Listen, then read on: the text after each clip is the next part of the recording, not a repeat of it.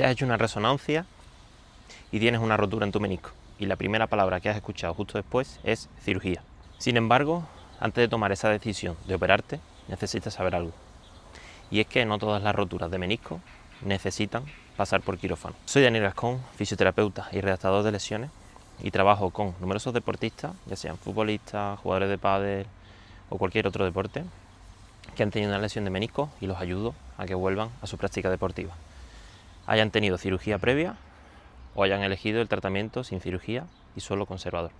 Y hoy quiero explicarte cuáles son los criterios que debes de valorar para tomar una u otra decisión, para que si estás un poco en esa encrucijada tengas la información suficiente como para poder decidir. En este vídeo vamos a explicar los tipos de rotura que existen, cuándo el tratamiento conservador es una opción válida o cuando la cirugía es totalmente necesaria y qué proceso hay que seguir en cada caso para que vuelvas a tu deporte. En primer lugar, vamos a entender que el menisco tiene varias partes o zonas y dependiendo de dónde sea esa rotura vamos a tener un pronóstico u otro. Por un lado, si vemos esta imagen del menisco, la zona externa, que se le llama zona roja, es una zona muy vascularizada, mientras que la zona más interna, conocida como la zona blanca, es una zona con muy poca vascularización, es decir, que le llega muy poca sangre. Esto es muy importante, porque dependiendo de si la rotura se ha producido en la zona que le llega más sangre o en la zona que le llega menos sangre, determinará la posibilidad de recuperación de manera natural de esta rotura del menisco. Es decir, si la rotura se produce en la zona roja, tendrá mucha más capacidad para regenerarse de manera autónoma, sobre todo si aquellas roturas que se producen en la zona roja son longitudinales.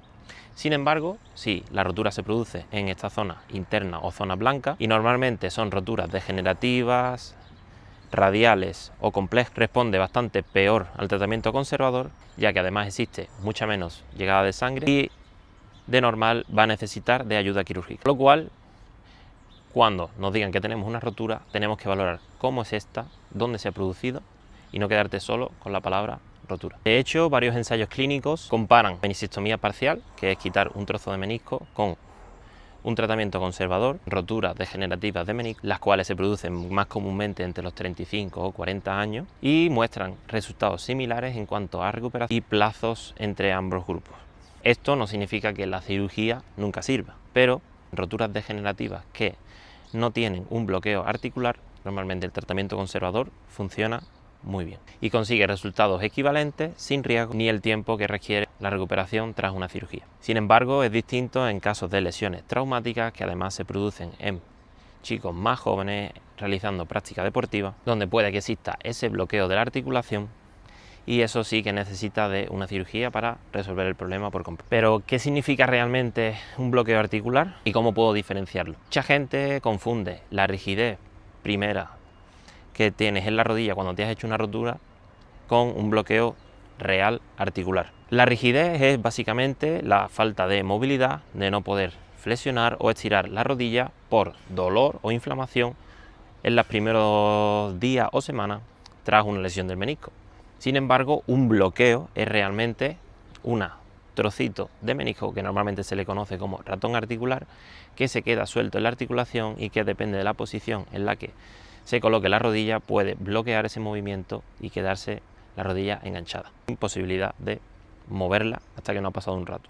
Si esto ocurre, será el momento de valorar una posible cirugía, pero si lo que tienes es dolor, inflamación y limitación de movimiento, pero la rotura se produjo hace poco tiempo, debes de esperar porque deberías de valorar primeramente realizar un tratamiento conservador antes que una cirugía. Y seguramente te estarás preguntando cómo te recuperas de una lesión de menisco con un tratamiento conservador. Y eso es lo que veremos a continuación.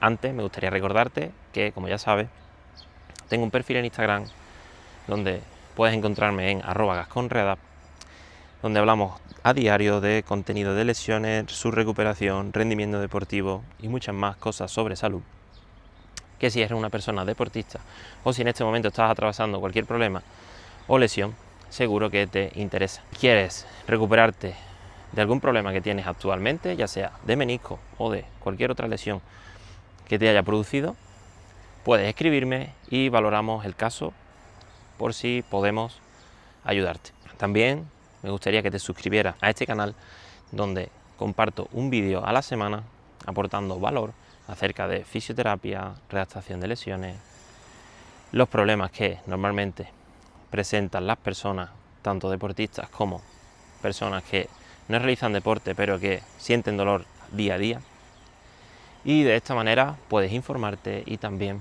ayudarte a ti mismo a recuperarte de estos problemas. Así que continuamos y vemos cómo puedo recuperarme de una rotura de menisco siguiendo un tratamiento conservador. Primeramente, lo que nos vamos a encargar es de controlar o acelerar al máximo esa primera fase de inflamación y dolor y recuperar la movilidad que poco a poco se ha ido perdiendo cuando has tenido la lesión.